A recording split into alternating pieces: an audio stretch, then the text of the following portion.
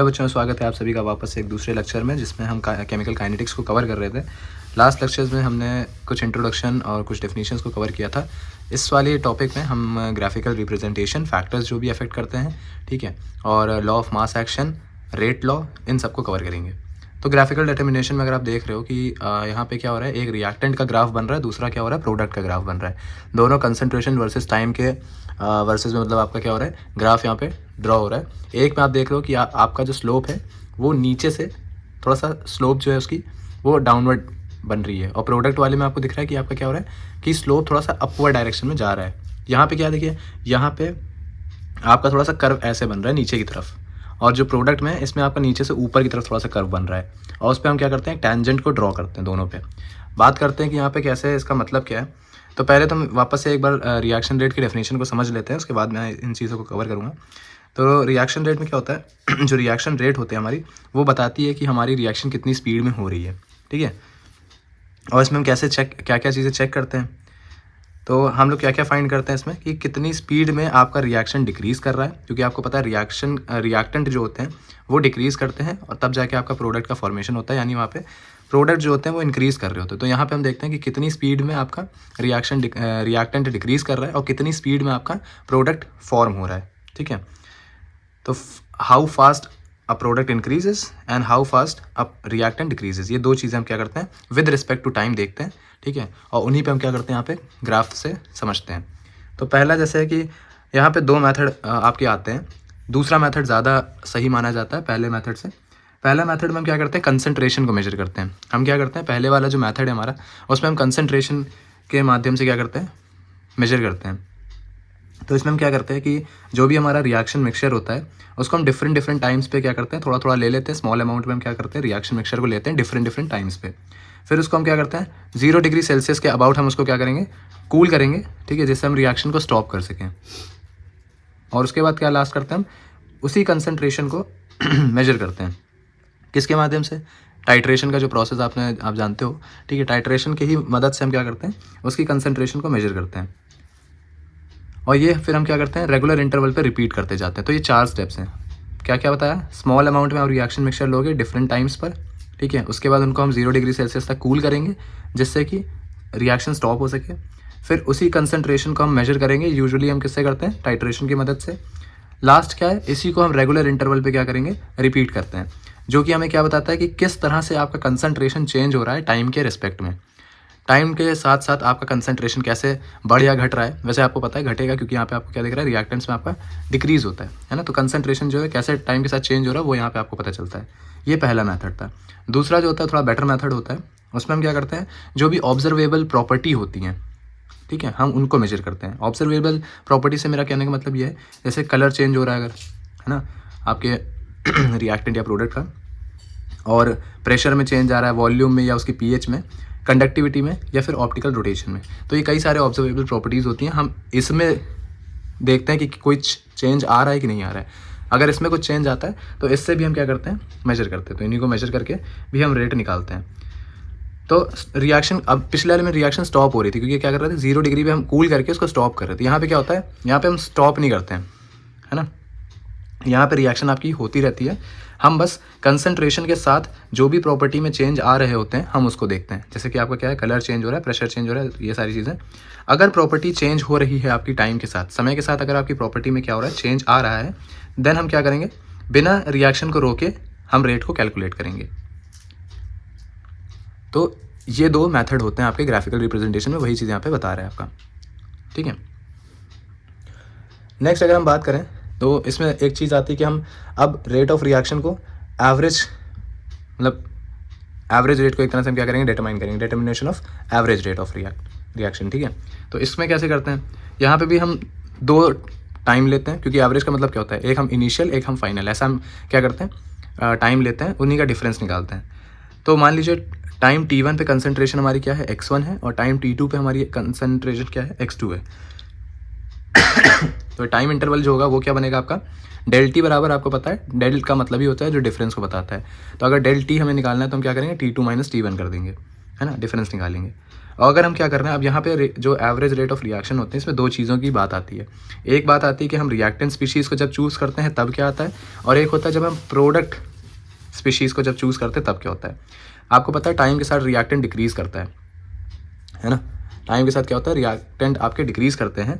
तो average rate को हम जब निकालते हैं, अभी हमने क्या लिया कि टाइम के साथ अगर T1 था तो हमारा कंसनट्रेशन X1 था, T2 था तो X2 था कंसनट्रेशन। तो यहाँ पे भी हम जब रेट निकालेंगे तो हम क्या करते हैं, कंसनट्रेशन अपॉन टाइम लेते हैं, change in concentration of reactant और प्रोडक्ट, है ना, divided by change in time. तो वही चीज़ यहाँ पे हम करते हैं। रिएक्टेंट की बात करते हैं तो माइनस का साइन लग जाता है, आपको पता है, क्योंकि वो डिक्रीज़ कर रहा होता है टाइम के साथ, इसलिए साइन माइनस का वहाँ पे लगता है। तो माइनस का del X upon del T हो जाता है। और प्रोडक्ट की बात करें अगर, तो वहाँ पे क्या हो जाएगा, सिर्फ del X upon del T हो जाएगा, वहाँ पे नेगेटिव का साइन नहीं लगता है। और नेगेटिव साइन क्यों लग रहा है ये तो मैंने बता दिया, रिएक्टेंट में आपका क्या होता है, डिक्रीज हो रहा होता है टाइम के साथ, इसलिए होता है। ठीक है। और प्रोडक्ट के साथ क्या है, आपका कोई भी नेगेटिव साइन नहीं लगता, क्योंकि कंसंट्रेशन वहाँ पे डिक्रीज नहीं इंक्रीज कर रही होती है टाइम के साथ। देखिए आप यहाँ से देख सकते हो, ये कंसंट्रेशन जैसे जैसे बढ़ाते जा रहे हैं, आपका ये स्लोप थोड़ा, मतलब आपका जो कर्व है थोड़ा सा ऊपर जाता जा रहा है। यहाँ पे क्या हो रहा है, आपका कंसंट्रेशन के साथ ये डिक्रीज होता जा रहा है ना। तो ये तो बात हो गई। सिंपल मीनिंग अगर देखें तो एवरेज रेट जो होता है वो change in concentration upon change in time होता है, आपको पता है फॉर्मूला, पीछे वाले लेक्चर में हमने बताया भी था। अब इंस्टेंटेनियस रेट ऑफ रिएक्शन अगर देखना है, तो एवरेज की बात करी हमने। इंस्टेंटेनियस का मतलब ये होता है कि आप किसी पर्टिकुलर मोमेंट पे रेट को निकालो, है ना, कि रेट को आप क्या कर रहे हो, किसी पर्टिकुलर मोमेंट पे, मोमेंट कह सकते हो या पर्टिकुलर पॉइंट पे जब आप निकालते हो तो इंस्टेंटेनियस की बात होती है। अब यहाँ पे फाइंड अगर करना है हमें रेट को पर्टिकुलर मोमेंट पे या किसी टाइम इंटरवल में नहीं निकालते हैं, एवरेज में हम टाइम इंटरवल लेते हैं कि यहाँ से हमने स्टार्ट करा, यहाँ पे हमने खत्म करा, तो इसके बीच का हम एक बार देख लेंगे। यहाँ पे क्या होगा, एक पर्टिकुलर पॉइंट को हम सेलेक्ट कर लेंगे, कहेंगे इसी पे निकालेंगे, है ना। तो इंस्टेंटेनियस में ये होता है।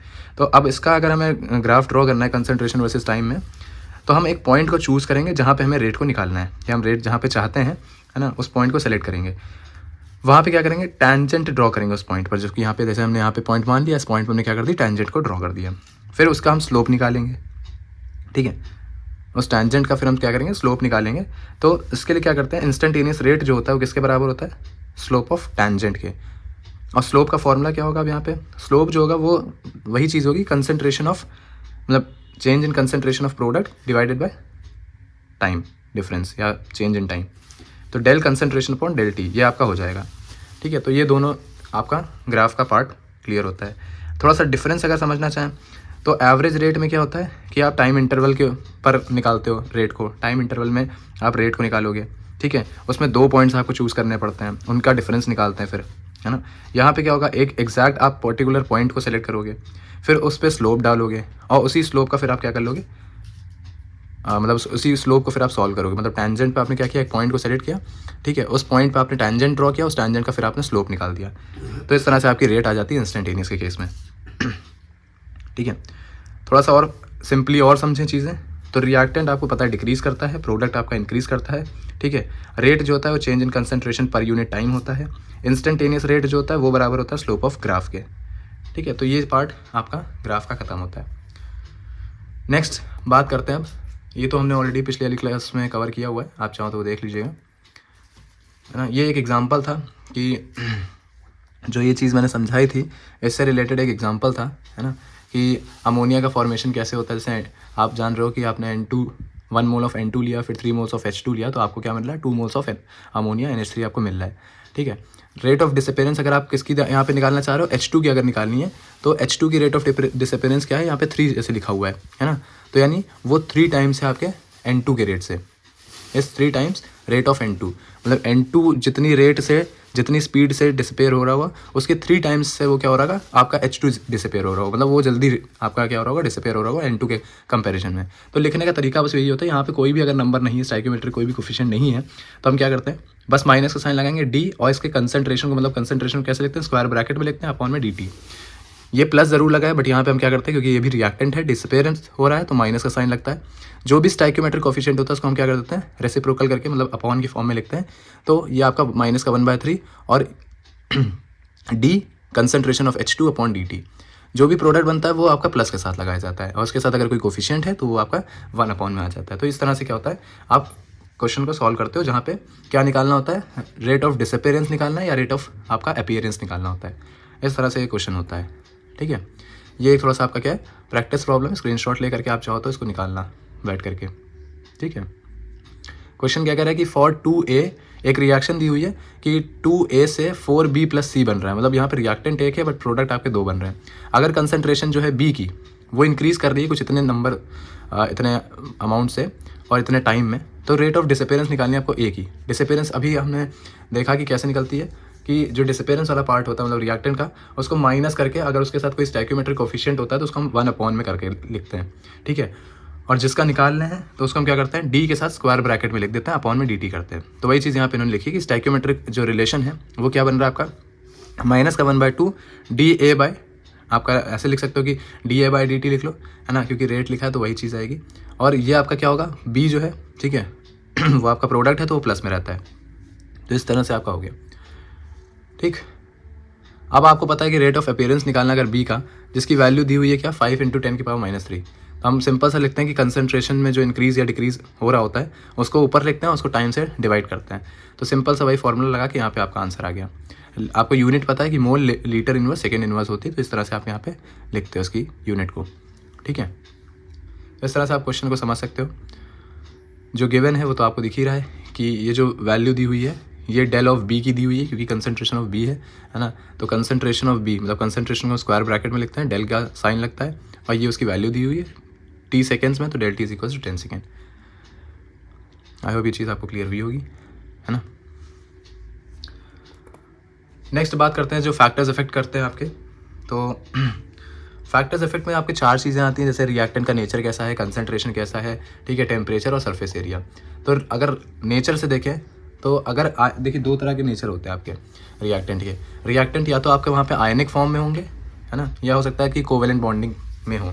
जैसे नाइट्रिक ऑक्साइड अगर आप देखोगे, नाइट्रिक ऑक्साइड क्या होता है आपका कोवेलेंट बॉन्ड होता है, सॉरी वहाँ पे आपका आयनिक बॉन्ड रहेगा, है ना।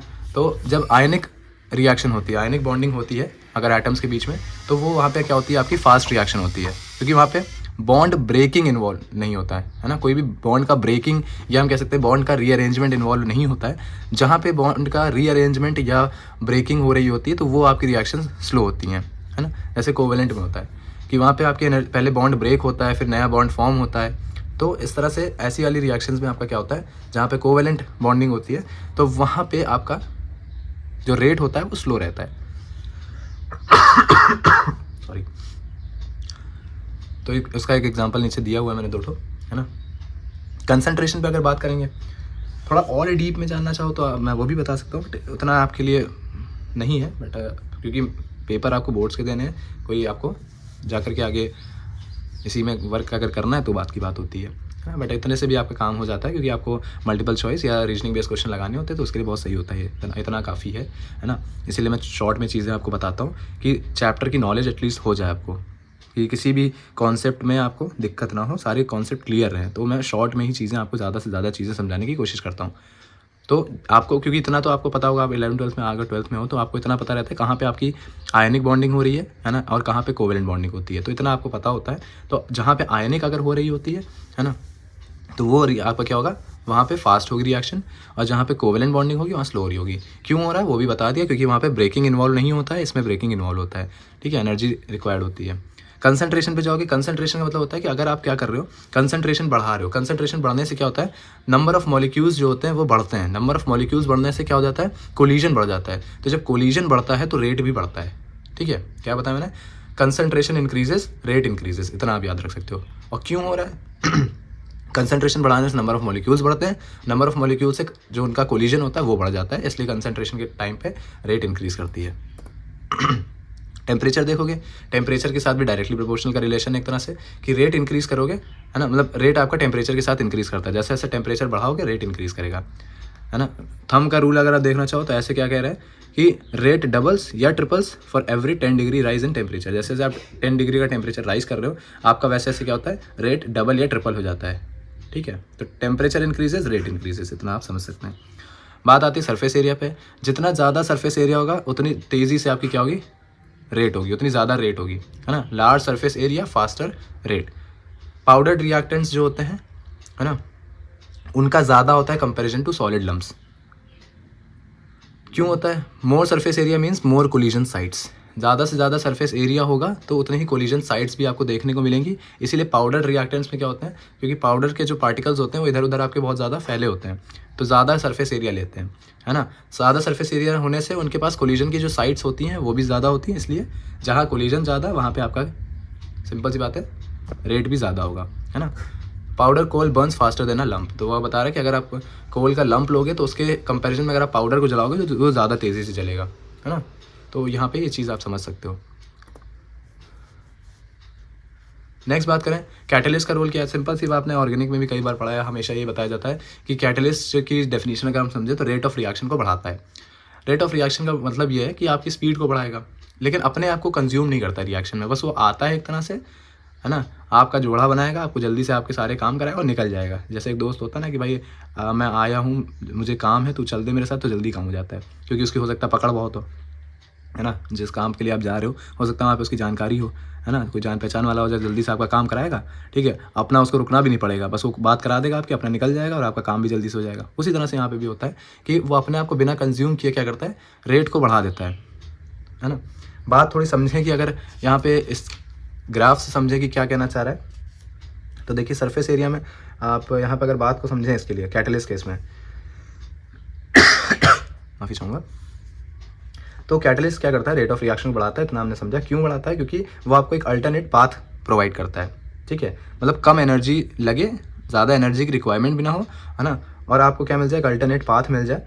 और ये जो कह सकते हैं कि कम एनर्जी बैरियर होता है, मतलब सिंपल सी बात है, कहने का मतलब ये है मेरा कि आपकी एनर्जी का बैरियर ज़्यादा ना हो। बैरियर मतलब क्योंकि अगर बैरियर मान लीजिए कोई बहुत ज़्यादा होगा तो आपको वहाँ से मॉलिक्यूल्स को जिनको पास कराना है रिएक्शन में वो कम पास हो पाएंगे अगर बैरियर स्ट्रॉन्ग है। वहीं अगर आपका बैरियर बहुत कम है, एनर्जी ज़्यादा नहीं लग रही है, तो वो मॉलिक्यूल ज़्यादा से ज़्यादा क्या हो पाएंगे, उस बैरियर से पास हो पाएंगे। वही चीज़ यहाँ पे करता है कि कैटलिस्ट आपको क्या करेगा, एक अल्टरनेटिव पाथ प्रोवाइड करता है ना, लोअर एनर्जी बैरियर के साथ, provides an alternative path with a lower energy barrier, ठीक है। और इसी लोअर एनर्जी, ये जो एनर्जी बैरियर का लोअरिंग है, कह सकते हैं लोअरिंग ऑफ एनर्जी बैरियर जो है, इसी वजह से क्या होता है, लार्जर नंबर ऑफ मॉलिक्यूल्स जो होते हैं रिएक्टेंट के, है ना, वो आराम से पास हो पाते हैं, क्रॉस कर पाते हैं, जिससे आपकी रेट ऑफ रिएक्शन जो होती है वो इंक्रीज़ कर जाती है। आई होप इतनी चीज़ें आपको समझ में आ गई होंगी। वही चीज़ यहाँ पे वो बताना चाह रहा है, ठीक है। और ये मानते हैं कि जो कैटलिस्ट होता है आपका, ठीक है, वो एक एक्टिवेटेड कॉम्प्लेक्स बना देता है आपके रिएक्टेंट्स के साथ, जो यहाँ पे लिखा हुआ है कि आई थिंक नहीं लिखा है इसमें, ठीक है, आप अपनी बुक्स में देखिएगा। तो होता यह है कि आपका एक ग्राफ ऐसे कुछ बनेगा जिसमें यहाँ पे क्या होता है, एक एक्टिवेटेड कॉम्प्लेक्स बन जाता है, जो कि आपका कैटलिस्ट क्या बनाता है, एक्टिवेटेड कॉम्प्लेक्स आपका रिएक्टेंट के साथ बनाता है। और ये जो एक्टिवेटेड कॉम्प्लेक्स का फॉर्मेशन होता है ये आपके लोअर पोटेंशियल एनर्जी पे बन जाता है, कम एनर्जी रिक्वायर्ड होती है, और एक क्या होता है, रिएक्टेंट के साथ आपका एक्टिवेटेड कॉम्प्लेक्स बन जाता है। और इसी एक्टिवेशन एनर्जी जो होती है मतलब जो एक्टिवेशन एनर्जी होती है आपकी फिर रिएक्टेंट की, वो डिक्रीज़ करने लगती है। क्या बोला मैंने, पहली बात मैंने बताया कि रिएक्टेंट के साथ आपका क्या होता है, जो कैटलिस्ट है वो एक एक्टिवेटेड कॉम्प्लेक्स बनाता है, ठीक है। और जो फॉर्मेशन है इस एक्टिवेटेड कॉम्प्लेक्स का वो लोअर पोटेंशियल एनर्जी पे बन जाता है आपका। एक्टिवेशन एनर्जी जो होगी आपकी रिएक्शन की, रिएक्टेंट की बात नहीं कर रहा हूँ, रिएक्शन की जो एक्टिवेशन एनर्जी होगी वो फिर डिक्रीज़ करती है, ठीक है, जो कि क्या करता है, ज़्यादा से ज़्यादा नंबर ऑफ़ मॉलिक्यूल्स को आपके क्रॉस करने के लिए, पार होने के लिए, जो बैरियर में बता रहा था उससे पास होने के लिए क्या होता है, एबल बना देता है, एक तरह से उसको योग्य कर देता है कि हाँ अब जो है एनर्जी जो है वो कम हो गई है, तुम आराम से ज़्यादा मॉलिक्यूल्स जो होंगे वो पास हो पाएंगे, ठीक है। इसी वजह से रेट ऑफ रिएक्शन जो होती है वो इंक्रीज़ कर जाती है कंसिडरेबली। तो आप आई होप ये चीज़ आपको क्लियर हो गई होगी। तो इतना तो पार्ट यहाँ पे आपका खत्म होता है। अब बात करते हैं जो हमने लॉ ऑफ मास एक्शन की बात करी, सॉरी माफ़ी चाहूँगा, लॉस बोल रहा हूँ। तो यहाँ पे बात ये कही थी उन्होंने, एक हमारे दो साइंटिस्ट थे गुलबर्ग एंड वैगे, 1864 में उन्होंने ये बताया था कि जो रेट होती है हमारी, आपको फॉर्मूले से पता चल रहा है, वो डायरेक्टली प्रोपोर्शनल होता है कंसंट्रेशन के, ठीक है, product of the concentration of reactants कह सकते हैं, है ना, रिएक्टेंट एंड प्रोडक्ट। मान लीजिए आप क्या कह रहे हैं कि रेट जो है वो डायरेक्टली प्रोपोर्शनल है एक्टिव मासेस का जो प्रोडक्ट होगा, है ना, और उनके स्टाइक्योमेट्रिक कोफिशिएंट के, मतलब जो आप रिएक्शन लिखते हो ना कि ए स्मॉल ए फिर capital A plus small B capital B tends to product, ये रिएक्शन आप जब लिखते हो तो इन्होंने बताया कि जो रेट होगा वो किसके डायरेक्टली प्रोपोर्शनल होगा।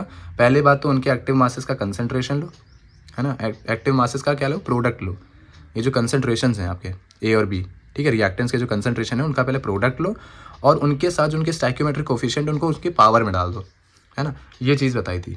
तो रेट आप रीड करोगे तो क्या लिखा है, rate is directly proportional to the product of active masses, मतलब क्या हो गया, एक्टिव मासेस का प्रोडक्ट किया उसके डायरेक्टली प्रोपोर्शनल होगा, साथ ही साथ जो उनके स्टोइकियोमेट्रिक कोफिशिएंट होंगे वो उनकी पावर में होंगे।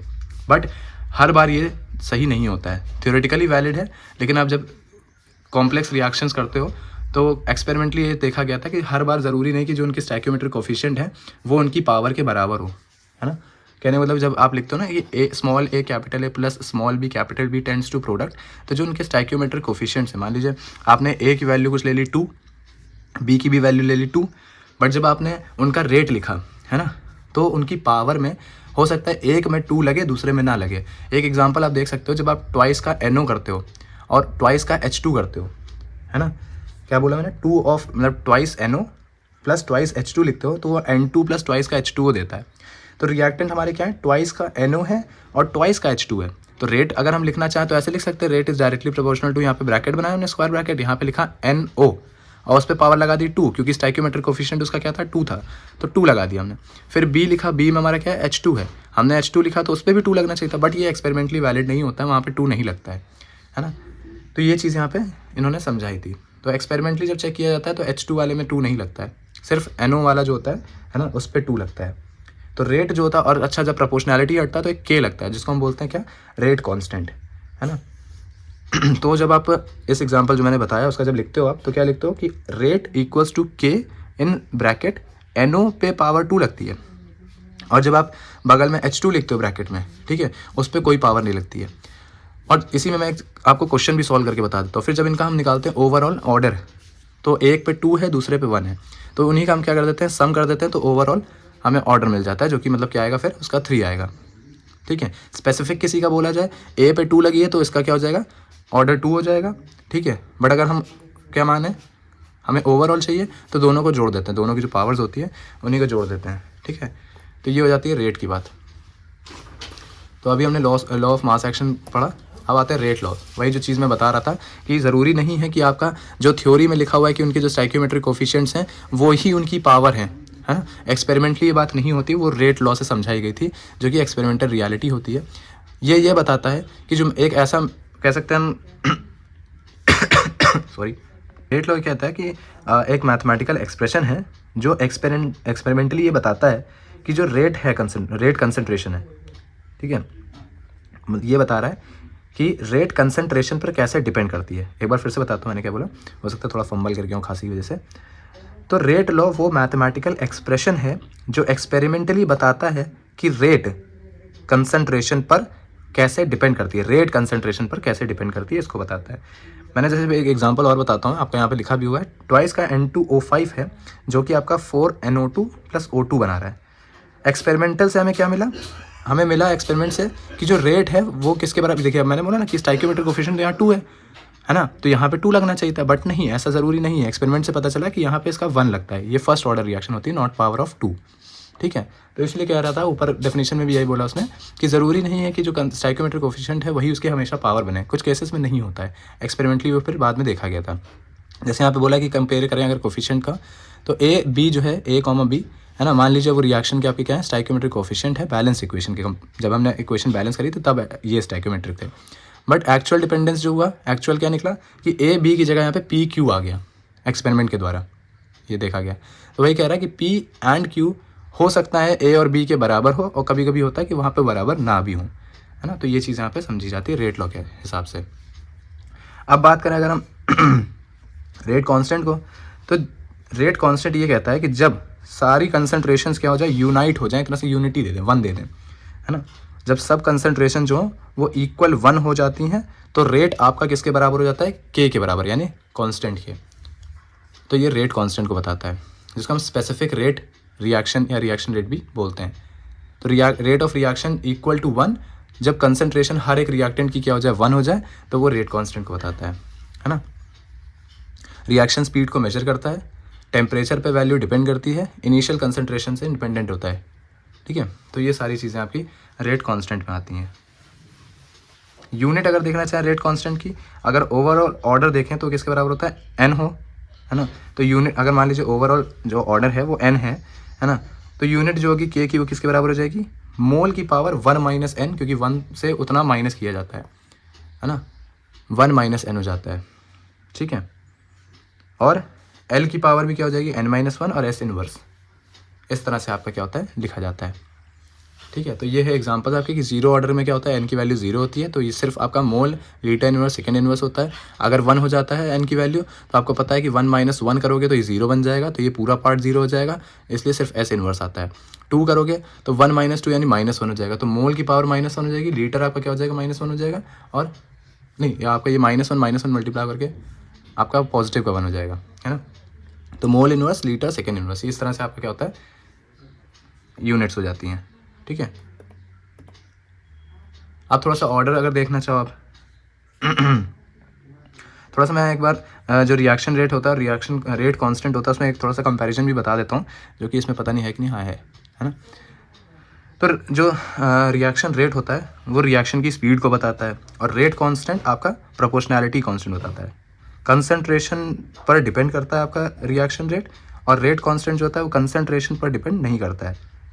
टाइम के साथ चेंज होता है आपका रिएक्शन रेट, और रेट कांस्टेंट जो होता है वो कांस्टेंट टेम्परेचर पर फिक्स रहता है। तो ये कुछ कंपैरिजन है इसके, ठीक है। तो अब चीज़ें क्लियर हो गई होंगी, ये सारी टॉपिक्स आपके इसमें कवर होते हैं। ऑर्डर ऑफ रिएक्शन भी अगर हम देखें उसके आगे और कुछ है, तो ये लास्ट पेज है ऐसे। तो मैंने ऑर्डर ऑफ रिएक्शन ऑलरेडी अभी पीछे बता भी दिया कि आप पावर जो रेट लॉ में आपके पावर्स होते हैं उनका सम कर दो, है ना, तो वो आपका क्या हो जाता है ऑर्डर ऑफ रिएक्शन को बताता है। तो वो कभी भी आपका 1 भी हो सकता है, 0 भी हो सकता है, 2, 3 और फ्रैक्शनल भी हो सकता है, ठीक। तो आई होप ये चीज़ें कवर हो गई होंगी, आपकी समझ में आ गई होंगी। नेक्स्ट में हम क्या करेंगे, आपका first order, second order, third order, ये सारी चीज़ें करेंगे, कुछ रिलेटेड क्वेश्चंस को देखेंगे, ठीक है। पसंद आ रही वीडियोस को तो दोस्तों को शेयर करिए, चैनल को सब्सक्राइब करिए, वीडियो को ज़रूर लाइक करिएगा, ठीक है। और कमेंट में ज़रूर बताइए कि आपको कोई कॉन्सेप्ट अगर कहीं दिक्कत आती है तो। मिलते हैं नेक्स्ट वीडियो में। Have a nice day, good day, bye bye.